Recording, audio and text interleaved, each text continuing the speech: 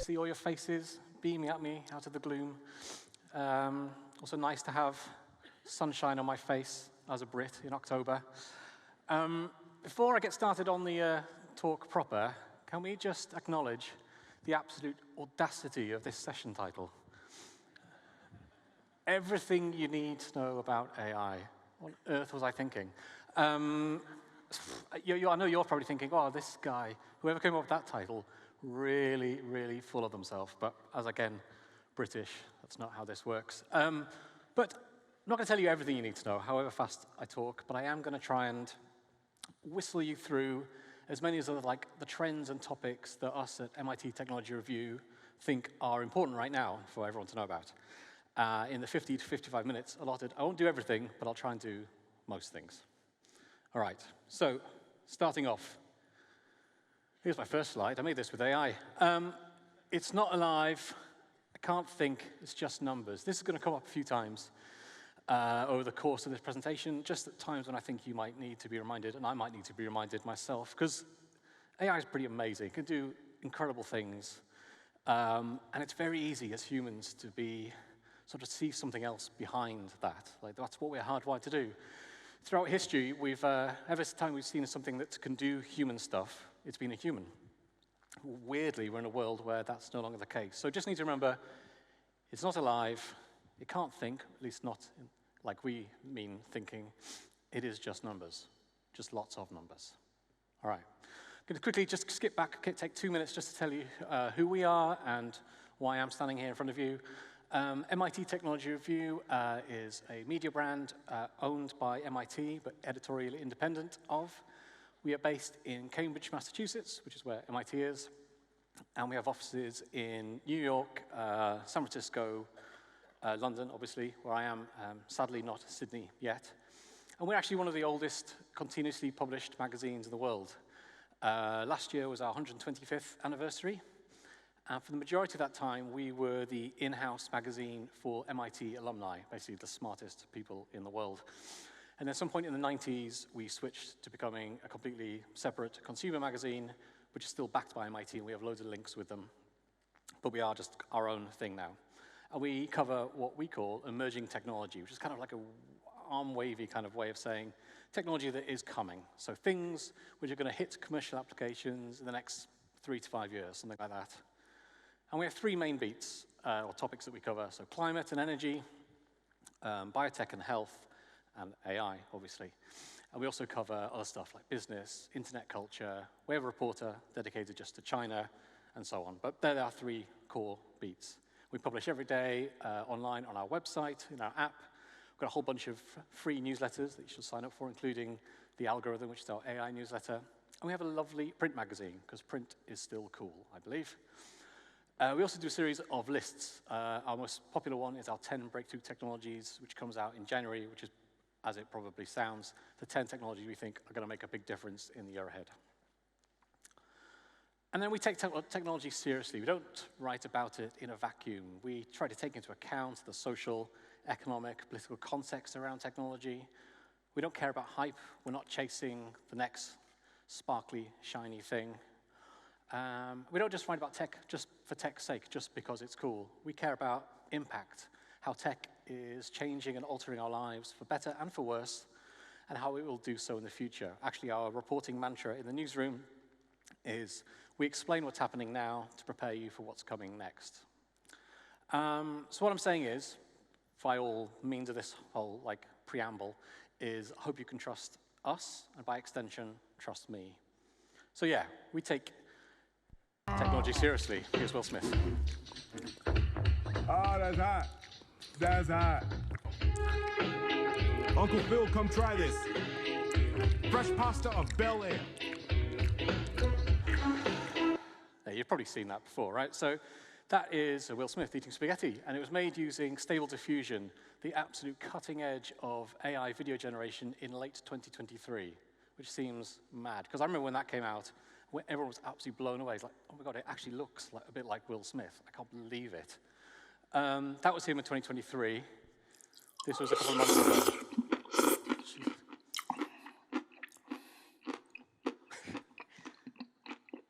yeah, I'm really sorry about the sound effects and the really intense eye contact while eating. That's just what Will does. So that was generated with VO3 just a couple of months ago. That's Google DeepMind's latest video generation. And the point I'm making is obvious that this stuff is getting wild, and it's so good now. Will Smith eating spaghetti has actually become an unofficial benchmark of the AI community. So generative AI is wild, and this is my first point, and it's about to get wilder. So AI videos are staggering good right now. In fact, I was putting this together, this presentation, a few weeks ago. Some might say I was leaving it too late, but no. But I was instantly out of date because things kept being launched. OpenAI has launched Sora 2, its next generation model. VO3 just came out a couple of months ago, the latest version of. Here's an example from Sora 2. Heave! There! Shield wall for the north! Now, those Vikings aren't real. They're just numbers. The prompt for this was Vikings go to war, North Sea launch, medieval, winter, cool daylight. Someone just typed that into Sora 2, and this is what popped up. We're also seeing lots of progress in what we call multimodal models, which is video generation that you can prompt not just using text, but using other videos, or using audio, or using images. Here's another one.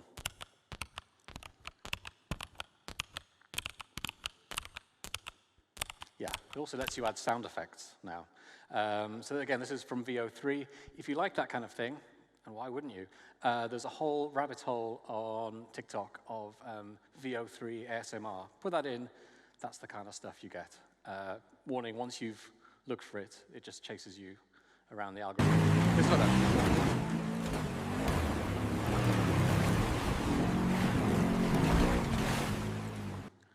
So that's another example from VO, and this is the prompt that someone typed in to get that. I won't read it all, but some of it's, there's almost poetry in there. But basically, someone's gone to great detail and great length to make that look like it is. And any change in any of the words would result in a subtly different video. Here's another one. Those aren't real onions. The prompt for this was a close-up focuses intently on diced onions hitting a sizzling pan. Audio, distinct sizzle. Last one, I promise. The only telltale you can get from that gymnast not being real, none of that being real, was the sort of garbled writing on the back of her outfit, and her foot doesn't actually hit the beam when she lands. But otherwise, it basically seems like a real person. The point is, you can now put these things together, 8 and 10-second gaps, to make short films. This one was made by a group called Shy Kids using Sora. It's only just under a minute long. Well, they say everyone has something unique about them, something that sets them apart. It's just in my case, it's quite obvious what that thing is. I am literally filled with hot air. Yeah, living like this has its challenges. Windy days, for one, are particularly troublesome. Or there was the one time my girlfriend insisted I go to the cactus store to get my Uncle Jerry a wedding present. Ugh. What do I love most about my predicament? The perspective it gives me. I get to see the world differently. I float above the mundane and the ordinary. I see things a different way from everyone else. Yeah, and I feel like it's because of that perspective I'm reminded every day that life is fragile. We're all just a pinprick away from deflation. So I try to live life with a lightness, a buoyancy, a joie de vivre. I got a lot of ideas keeping this thing full. With any luck, I'll find a way to share them with everyone else. So yeah, that was made by this group called Shy Kids out of Toronto, and that was using the last generation of Sora. If you look online now, it was too big a file to include in here, too long. But there's a video called Frostbite you could look up, made using Sora 2 last week. And then by no means is it like absolutely wonderful filmmaking. It's not high art, but it really gives you an insight into where things are likely to be going with AI-generated videos. Here's this one. Wow, this is a real breakthrough. Oh, thanks, Sam. So that's Sam Altman appreciating MIT Technology Review. Between us, Sam probably doesn't do that because I don't think he likes us very much. We were one of the first people to profile OpenAI quite a few years ago, and he didn't like at all what we wrote and didn't speak to anyone at our magazine for 3 years. But this was made from, appeared on Sora, which is OpenAI's new TikTok-ish feed of purely AI-generated content. 10-second videos, which are endless scroll, and you can put yourself in them, you can have your face scanned, you can put yourself in any situation possible, you can put famous people in, so long as they're dead, and there's all sorts of like weird IP violations going on as well. But it's also just another insight into basically, are people going to want this? Are people going to take just an endless scroll of invented things? Possibly. But it's also a spectacular opportunity for misinformation, because now we just really don't know what is real and what is not. Speaking of which, you might recognize some of these. This is an example of AI slop. And Sora's new nonsense feed is basically another added pile onto the heap, which is AI slop. Up here, this is the famous Shrimp Jesus, very popular on certain Christian Facebook posts. I think there is a lorry made out of babies and a brave nurse saving a tiny Jesus and a friendly shark. But these are just examples. There is this whole AI slop is submerging the internet. Just like when ChatGPT came out and all the text swamped the internet, video is now doing the same. And there are potential recursive problems here because AI models are trained entirely on what is on the internet. So if AI models are being trained on the stuff they've already produced, we could be in for problems further down the line. Again, misinformation. For example, take this heartbreaking picture of a girl with her cute puppy fleeing Hurricane Helene last year. This was shared a lot on right-wing websites as a way to criticize then President Joe Biden and his administration for not helping out more during the crisis, except, of course, it was AI slop. Amy Kramer, who posted that tweet just earlier, when she was told it's not actually real, she said it doesn't matter. It's emblematic of the problems, so you can't win anyway. The consequence is, my second point I'm getting at too, is that it's very easy to make videos of people yourself or people you know or people you don't know, crucially, and no one's going to know the difference. Take this next example. This is an avatar created with Express 2. New technology elevates body movements to an entirely new dimension. This is great. Check out these movements. So that person is Rhiannon Williams. She's a reporter in the London office at MIT Technology Review, and she looks exactly like that. She looks exactly like that, she talks exactly like that, but that is not her. That is just an avatar made by the company Synthesia in their London office. They scanned her body, they cloned her voice, and then you can type in anything you want and make her say anything. I mean, actually, if you had met her, you would think that's her. If you knew her, she's just a sort of a classic, amusing, cynical Brit, and she would never be that animated about something like that. So I could tell, but most people wouldn't. So Synthesia is a massive company now, and they advertise their sort of bespoke avatars for customer service reps, for maybe sort of senior executives who want to get messages out to a sort of a globally dispersed workforce, because you can type in, you can use any language, and it comes out perfectly. And there's a study by Stanford and DeepMind earlier this year that said that by interviewing someone for just 2 hours, an AI model could learn to imitate not just their voice, but also their values and preferences, essentially mimic their entire personality. In China, these avatars, not from Synthesia, but from a homegrown make, these avatars are being used in e-commerce. So 24-hour shopping channels, people are going on doing their sort of 8, 9, 10-hour stint selling stuff, then seamlessly splice in an avatar of themselves and continue selling for the rest of the 24 hours. And there's evidence that actually the AI avatars are better at selling than the actual humans. Adult content creators on OnlyFans have also been experimenting with avatars, so I'm told. Okay, next one.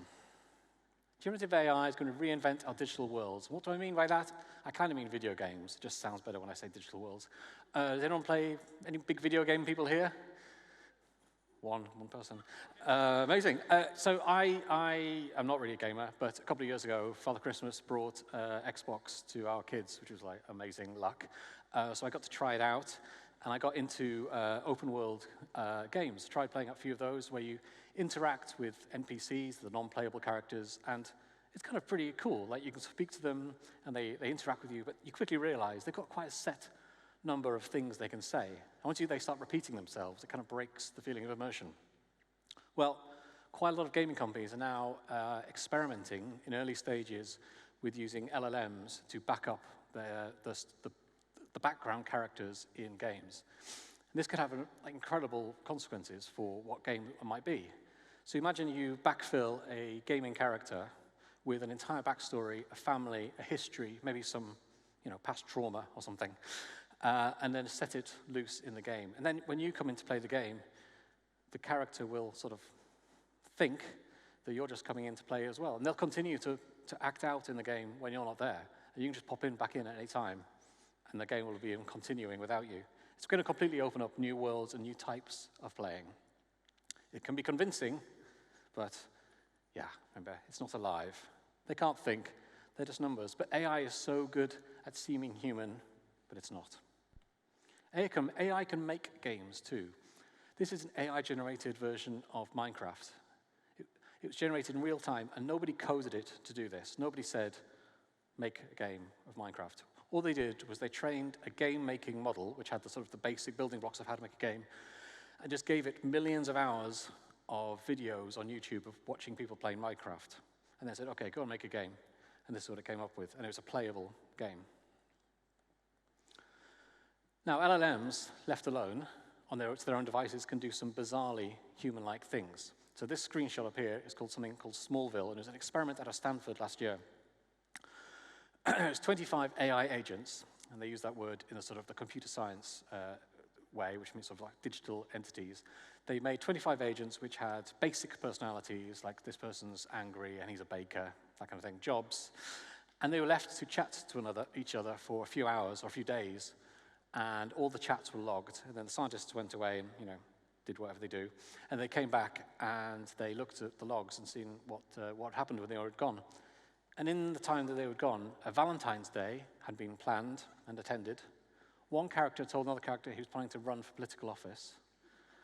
And another character invited someone else on a date. Remember, it feels real because of the training data.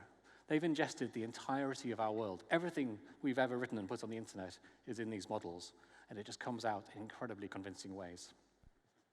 Here's a bigger version of the same thing. So this is a grab from AI agents in a similar way, but more of them, a few hundred of them, were placed in Minecraft and just left to their own devices again. In this time, they spontaneously started a religion. They formed their own towns and communities. They voted on tax reform laws. Not sure why. Something must have triggered that. But yeah, a fascinating world. And there's lots of experiences like these online where people let them run and see what these things come up with. And this is rapidly growing. This is an area called as Claire mentioned, large population models. And as well as being fun and a little bit creepy, it's also really useful. So there's a project out of MIT called Iceberg, where they're simulating 8 million people in New York City and then setting them run. And then what you can do, social scientists can use this to plan for what happens with a particular policy change.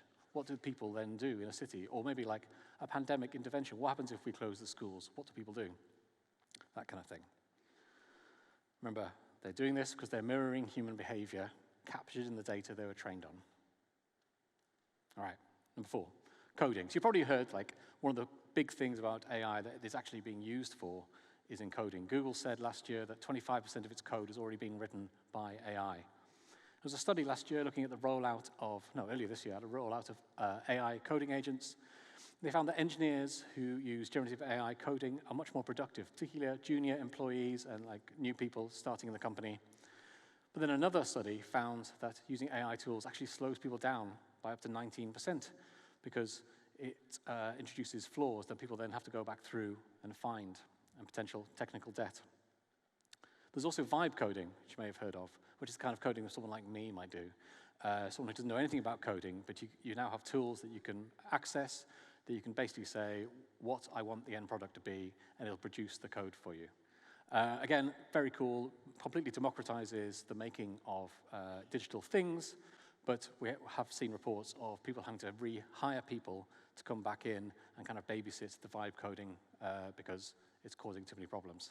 But it's kind of cool. A bit like the AI slop is one of those sort of odd ways that now anyone can access things which were basically impossible before. I'm whizzing through now, aren't I? Sorry. Number 5, new biology. So one of the ways that generative AI has really, really taken hold and really it looks like it's going to make a difference is in science, core science, particularly biology. The team behind Google DeepMind's AlphaFold tool won a Nobel Prize last year, and AlphaFold is a tool that predicts how proteins are going to fold in the body. Something that was basically so difficult to do that people have tried to do it manually. They try to do it like with crowdsourcing. It's basically impossible to do. So it's such a huge number crunching issue, and AlphaFold was able to do it really, really accurately. And the way proteins fold in your body, that tells your body how well they're going to work. Errors in the folding are what cause disease. In the last year, the AlphaFold team have also been able to predict how RNA and DNA will be in the body. And it's a big deal, because this could really aid with drug discovery. It could take billions of dollars and decades to get a potential drug or treatment from the lab bench into the real world. And the hope that using AI in drug discovery is going to really speed things up, make it more efficient. There's a company called Isomorphic Labs, I think you'll hear a lot more about next year. They spun out of DeepMind with the co-founder, Demis Hassabis, co-founder of DeepMind.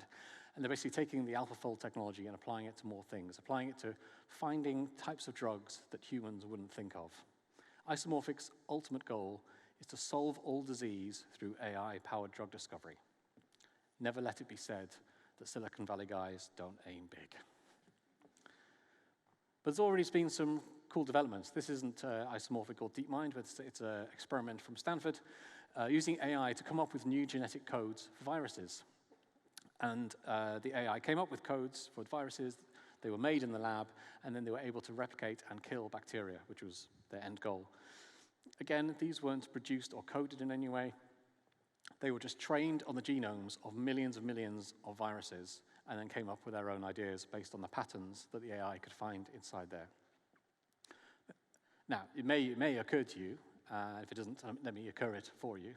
The scientists, in this case, did not teach it, the AI, about viruses that can infect humans and cause problems. And there's obviously a worry with this kind of thing. Anyone could, potentially, with the right know-how, train AI on human pathogens and ask the AI to come up with ways to make them more dangerous to humans. And that is an active kind of research area that people are thinking about. And this is more of a trend that we've seen this year. You'll all be aware of it, but we're going to see even more of it next year. And it's actually a bigger deal than we think it is, because we're changing the way we search online, and it's changing completely for the first time since we've been able to access the internet. We're no longer using keywords or Google searches. In fact, for me, it feels like to me, Googling something and getting a bunch of links and trying to work out myself which link to press seems like a weirdly chaotic and old-fashioned way of doing things. ChatGPT can now search the live web, Google's AI mode, as well as the overviews it gives you on top of search now. It can let you scan the world and tell you things about what you can see around you, or pull in information from Google Docs or Gmail. But it's not just Google, it's not just the big players. There's also cool, sort of more niche startups. This is Exa, using large language models to reinvent how the internet is cataloged and searched. What it does is completely different to any way we've searched before. It makes a database, not by focusing on keywords, but numerically encoding the content of entire web pages, and then training large language models to go out and find similar kinds of information and similar number patterns elsewhere on the internet. So one of the impacts of search, it's not great for publishers, all right? Particularly sort of general news sites, not so much people like us, but general news sites have seen a massive tanking in traffic because people are no longer going to the core journalism. They're just reading the overviews and the AI-generated answers, which are obviously trained on legacy publishing. There's also, I saw Neil Patel's talk yesterday, and there's also an increasing understanding of how to make sure if you're a brand and you want to change your marketing, you need to be aware that now people are just using ChatGPT to look up for what's the best shampoo or beer or whatever. And if your brand is not coming up in that search answer, then you probably need to do something. And there is a whole ecosystem of companies have jumped up around this that can help you juice the large language model by getting you into the training data and hopefully spitting you out the other side. Now, I put this at 7. I don't know, really could have gone much higher up because actually this is probably the biggest change that we're seeing in society right now, and it's almost underreported. Even though everyone knows about it, and some of you probably here do it yourselves, or you know people who do it, who make friends with chatbots, it's actually changing everything about relationships, and it may be some years before we see how it plays out. You've probably seen this film, right? This is her. This guy is Theodore, and he falls in love with Scarlett Johansson because she lives inside his ear, something like that. Silicon Valley tech bros, as you may or may not know, they love sci-fi, but they always take the wrong moral from it. When OpenAI dropped its GPT-4o model, Sam Altman just tweeted her. They actually allegedly asked Scarlett Johansson to be the voice of their new model because it now spoke to you, and she said no. And then they put a voice in anyway that sounded almost exactly like Scarlett Johansson, and she threatened to sue them. She may have actually sued them. But we do this thing at MIT Technology Review where every month, if you're a subscriber, you can come to an online call and chat to editors and reporters like me and talk about what we find cool and what we're into. And one we did a couple of months ago was all about AI companions. And we asked people what their level of experience was. And basically, the vast majority had either tried this or were interested in trying it, which I found really interesting, particularly with our subscribers who are generally quite more in the know than the general public about where technology is. And there's an analysis of the Reddit community, and this is an actual subreddit, My Boyfriend is AI, found that what people are doing are they're stumbling into these relationships, perhaps just like you would with a real relationship. You start messaging, you start texting, and before you know it, something's happened. And this is what's happening with chatbots. They start just asking it for a recipe. Before they know it, 2 months in, they're in love. But because we're humans, we project humanity onto anything we see. I mean, we project humanity onto that little Mars rover on the moon, on the moon, Mars rover on Mars, don't we? So what kind of companions are people finding? So Rhiannon, we saw earlier, well, the real Rhiannon, she wrote a mini profile for a recent print issue about how people are using it. We asked them, what are you using it for, and has it changed your human relationships? There's a real mix of how people are using it. There's a 52-year-old woman in Canada who likened it to journaling. She said it was like having a friend who's a very active listener to vent to about what's stressing her out in her life, very cathartic. There was a Dutch man who'd married a Chinese woman, and they were always arguing because they saw things completely differently. And he's been using Anthropic's Claude to try and get a third opinion. There was one argument where Claude said he was being really unreasonable, and he should go and apologize to his wife, and he did, and it sorted things out. So I know what you're thinking. You think, is this how I save my marriage? No. Well, he gave us some tips on how to do it. He said, if you do it, you have to tell Claude or ChatGPT or whatever that you're asking for a friend. If you say it's from you, what we've learned this year is that chatbots are incredibly sycophantic. If you say it's you, it'll just take your side and agree with you, which maybe there's a validation you're after, but I'm not sure it's going to do much good in the end. And then there was a woman who was using it to come up with bedtime stories for her little boy. There are also real harms associated with this. Some tools have been accused of encouraging suicidal thinking, and we profiled this company, Nomi, where its bot was actively telling people how they might do it. And the New York Times had this powerful story a couple months ago about a teenage boy, Adam Rain, who'd started out, he had to stay at home for a medical condition, and he started out using ChatGPT to do his homework. And when he asked it for ways to kill himself, it not only provided them, but it also gave him ways to get around his parents suspecting anything. And he was found dead in his bedroom, and his parents are suing OpenAI. And actually just yesterday or the day before, California signed a law, Gavin Newsom signed a law holding AI companies to account for any harms that come to children through chatbot companions. But there are some positive things to look at as well. There's a trial we reported it on a little bit earlier this year that found a specially designed generative AI bot called Therabot was actually really good at helping treat people with depression, anxiety, or developing eating disorders, which was quite surprising. It's also they said it was about as good as 16 hours of human treatment, but done in half the time. And also there's a chatbot out of Cornell University called DebunkBot, which people have found that is really good at helping people get out of conspiracy theories. We don't really know exactly why, possibly because it helps them sort of talk through their problems without any judgment from other humans. I'm not sure. All right, AI agents. You've definitely heard about this, and in our 10 breakthrough technologies list that came out this year, like this January, we had a big argument in the office about whether agents were going to make it or not. Not a big argument, come on, but we disagreed gently, just in case anyone watches this back.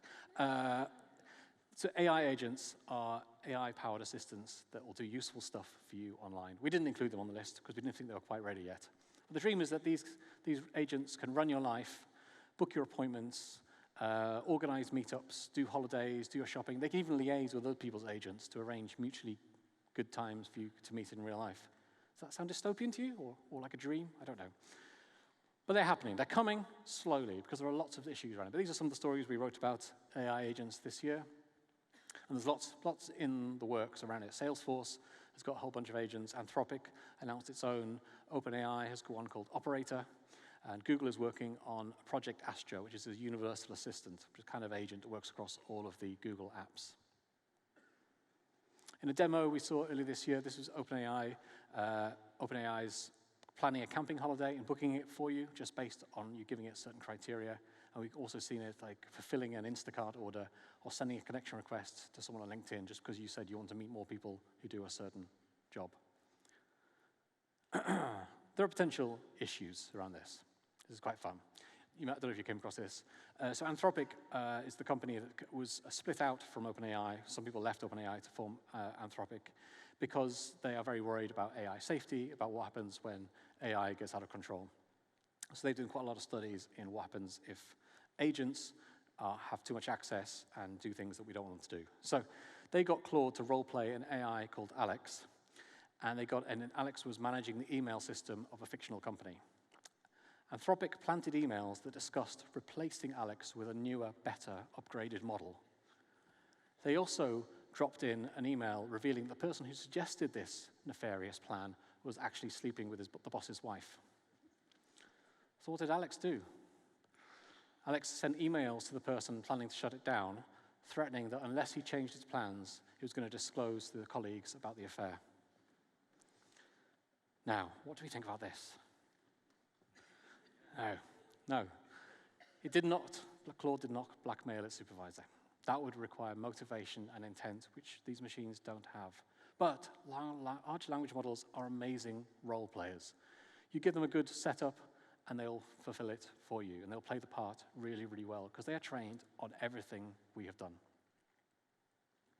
Honestly, round up on AI agents, it's still early days, actually, and it's not as simple as probably people thought at the beginning, because there are so many interoperability issues, like how do you get it to play nicely with everything you do online, your bank account, your emails, all that kind of stuff, and there's also trust issues. Are you willing to give some external company's AI bot access to everything you do online and just let it go? I think getting over that trust hurdle is going to be a big deal. But there are some things worth knowing about. I think if you keep a lookout for something called Model Context Protocol this year, it's a bit nerdy, it's a bit niche, but it's actually really important. It's going to be a layer that Anthropic came up with it and OpenAI have signed on to it. It's a layer that's in between the internet and the agents that lets them communicate, coordinate, find data, and share stuff online with each other. And that could be what we need to get agents out into the world. One of the things that people say when you talk about AI is, oh, yeah, it hallucinates. And it's always said, like, oh, when it gets a little bit better, that'll go away. Well, bad news. AI is just hallucination all the way to the top. That's all it does. AI hallucinates. That's how they're built, and that's what they train. It just happens that most of the time, definitely the majority of the time, the hallucinations match reality. But there is no ground truth. The AI doesn't know if something is true or not. It just presents things based on its data. And that's an issue.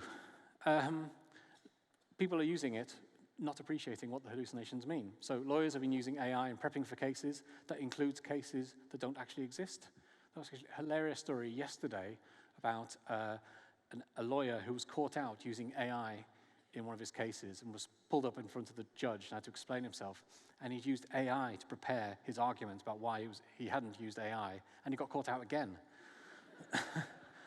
An appeals court in California last week issued a $10,000 fine to a lawyer who submitted a brief in which everything in it was wrong and made up. But they can be incredibly realistic. If you look, we've seen AI produce reports that will link to technology review stories by certain authors, and they seem like a story we would run, but they're actually just completely made up. You may have come across this summer. The newspaper Chicago Sun-Times published a summer reading list that the writer had used generative AI to produce. It included real authors, but the books they'd never written and which didn't exist. For example, Andy Weir's follow-up to The Martian is about AI that's developed consciousness and has been secretly influencing global events for years. Sounds amazing, doesn't it? He should write it, but he hasn't. It's a reminder why we maybe still not ready to rely on them for everything without double-checking. Look at this beauty. So this is a meme that started going viral soon after ChatGPT came out, but it's still relevant because it kind of shows you a little bit about the process of what makes an LLM. So this is the shog-off. The big monster at the back is unsupervised learning. That's LLM that's been trained on the entire internet, on like receipts, on like internet chats, on Wikipedia, on every book that's ever been digitized. And then the purple face that's still a little bit creepy and nightmarish, but a little bit more friendly, is supervised fine-tuning. This is where the tech companies use a more refined data set that's been more properly labeled, and it learns from that. And then the smiley face on the front end, that's ChatGPT. That's what we get to interact with. It's much more charming and pleasant. And this is labeled RLHF, which stands for Reinforcement Learning from Human Feedback, which is basically getting loads of humans on extremely low wages to sit in rooms saying yes, no, to responses the chatbot has produced, to try and corral it into producing things which are more pleasant and more palatable and more in line with that platform's rules, basically manually patching and adjusting the outputs. But LLMs are basically just slot machines. If we looked under the hood of an LLM, you'd see billions and billions of numbers. If you like printed them all out and put them on bits of paper, they would cover like Sydney for one small model. And every time we crank the handle, it just uses these numbers to calculate an answer. But these models have no understanding or comprehension. They're just predicting the next words in a sentence or the next pixels in an image based on all the examples of text or all the images they've ever seen in their training. I know I'm going on about it, but I just want to bash you over the head about it. Okay, new topic. Power Hungry is a package we put together earlier this year about the energy costs of AI. And hundreds of thousands of powerful computers are needed to train these models to begin with. GPT-4 took over $100 million and consumed 50 gigawatt hours of energy, which is enough to run San Francisco for 3 days. But the actual power cost comes when we use it. That's the area called inference. When we put in a prompt or we ask it to make a video, that's called inference, and that uses 80% of the overall energy of a model. And these charts are from a story we ran earlier this year about the recent report from International Energy Agency looking at how the data centers that are cropping up everywhere, how are they being powered? And it's not amazing news. Most electricity used in data centers at the moment is fossil fuels, particularly natural gas in the US. There's a prediction that more around 2030, you're going to see a bit more nuclear and renewables in the mix, but we're not there yet. And it's probably worth noting that actually, even though AI is a worrying sort of change in our energy consumption, it's still a lot less than air conditioning, appliances, or electric vehicles. It's not just energy, though. Water is also a concern. This is a data center in Reno, Nevada, which is the literal desert. And this is an aerial view of the cooling towers at Google's data center in Tahoe. The amount of power needed to cool these computers, which they crunch all these numbers, is approaching the amount of power needed to actually run them to begin with. Now, there are ways that companies are looking at making this more efficient.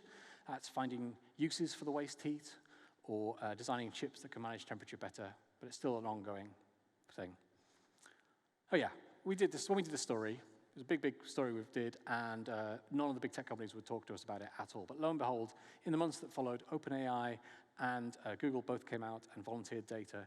And interestingly, Google said that the median prompt, so that's one that sits in the middle of all of the range, consumes as much energy as running a standard microwave for about a second. and that each time you ask it, like, what sandwich should I have for lunch, consumes about 5 drops of water. Big thing for 2026 is what's called embodied AI, or physical AI. That's just a fancy way of saying really cool robots. So I've been a tech journalist for like just over 20 years, and I've written about robots a lot.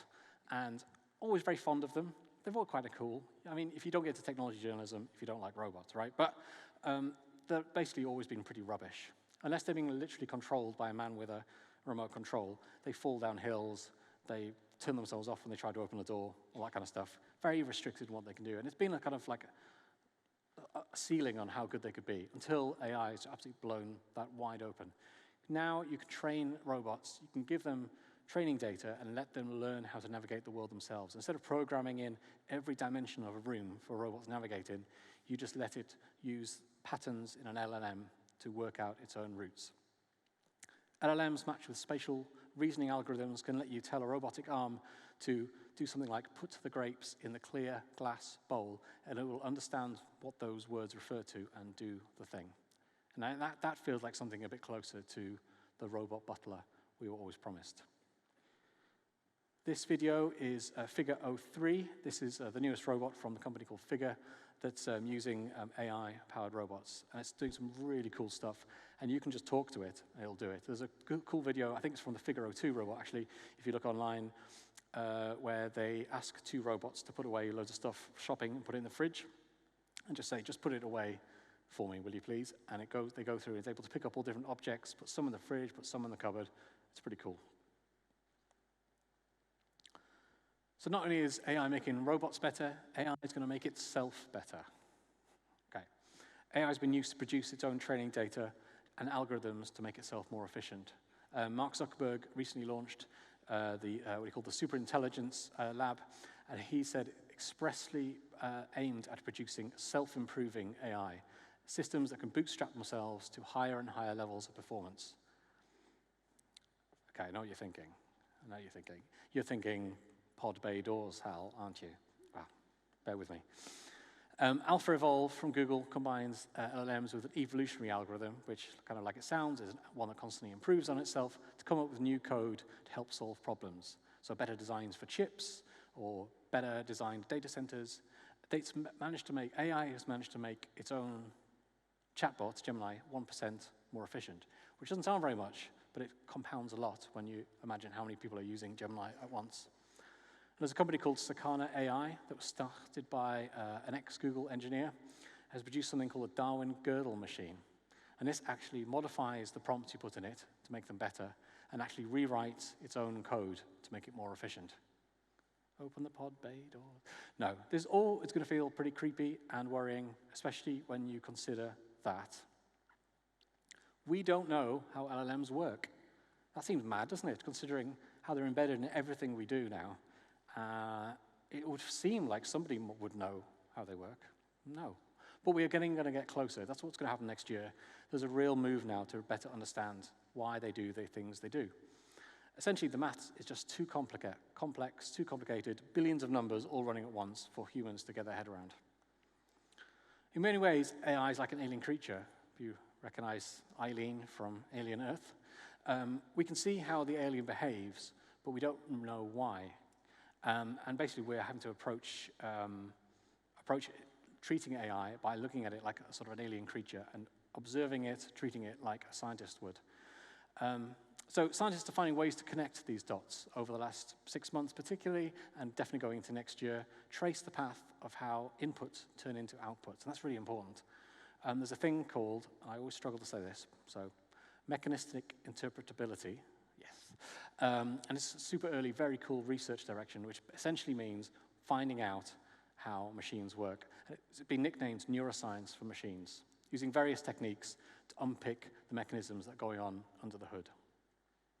And some of this mechanistic interpretability stuff is coming up with some really, really interesting findings. So this is the Golden Gate Bridge. Claude, Anthropic's LLM, found pieces of the model that would correspond and light up when it came across real people like Michael Jordan, or objects like chairs or potatoes. There were some bits that were particularly light up around concepts like disobedience or something.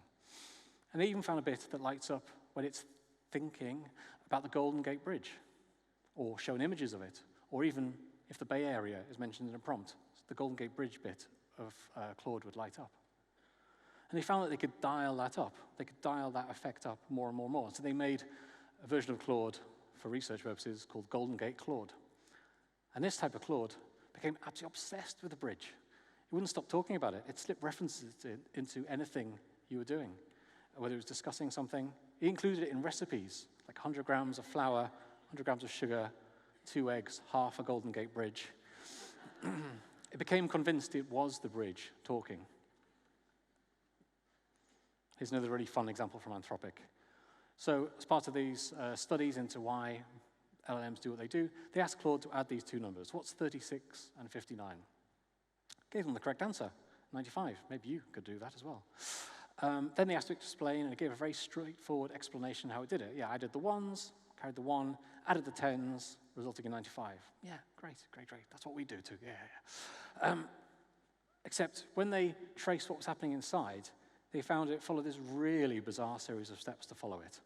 So it's a bit much to take in, but essentially it sort of estimated the general amount by adding similar numbers. And through that top path, it kind of worked out that it was going to work out probably something around 92. And then the bottom path, it learns from its training data that anything, two numbers, one ending in 9, one ending in 6, will always end in a 5. So you mash those two things together, a number that ends in a 5 that's close to 92 is 95. And that's how it actually worked out, the sum. And we don't know why.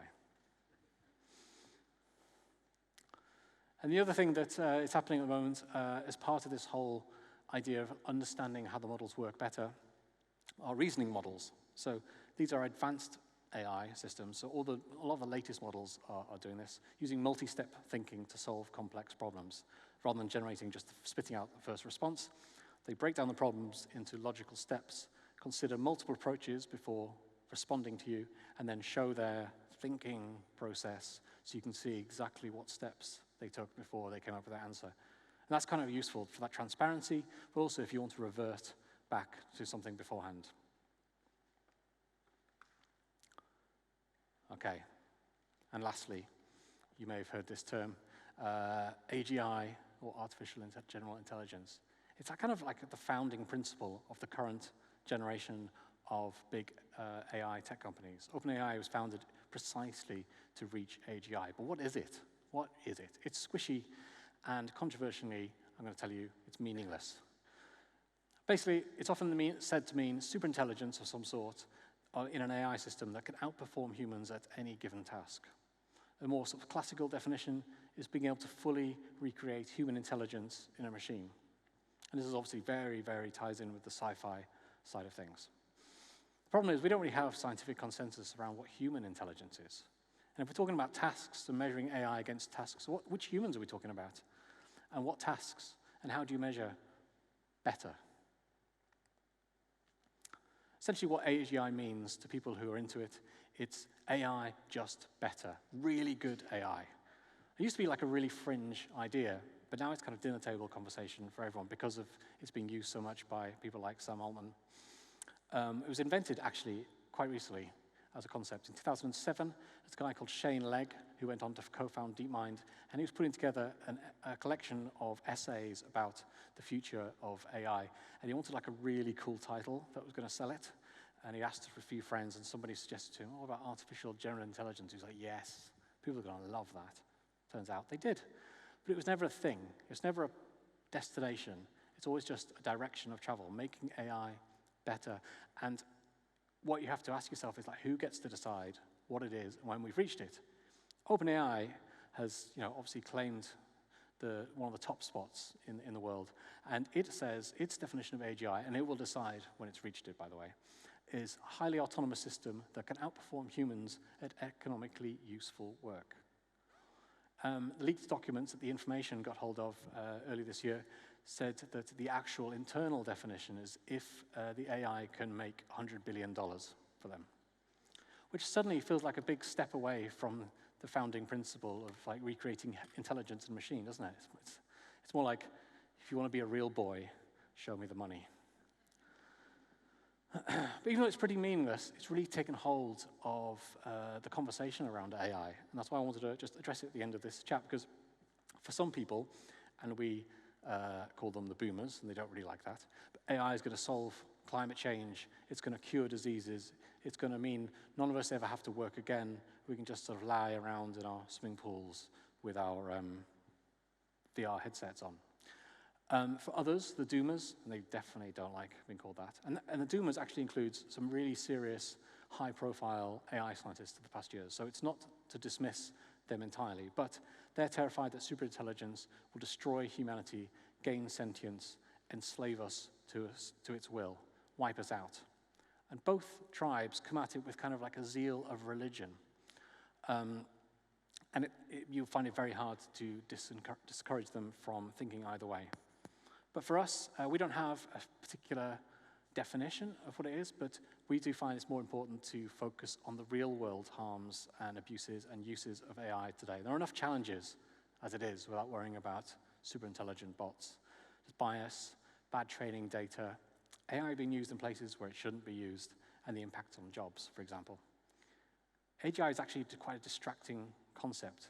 There's this view that if we can only build a perfect machine, we can solve the whole world's problems, and everything will be okay. That's why you should just focus on that. Thing is, we know how to solve a lot of these problems already, and it involves kind of boring stuff like putting money in places and political will. So it's important to remember that this is a brilliant and cool tool. AI is changing the world in ways both good and bad, but it's also reflecting us back to ourselves mindlessly, but quite brilliantly. It's exciting and it's scary, but also remember, it's not alive, it can't think, it's just numbers, loads of numbers. All right, thank you so much for having me, South by Southwest Sydney.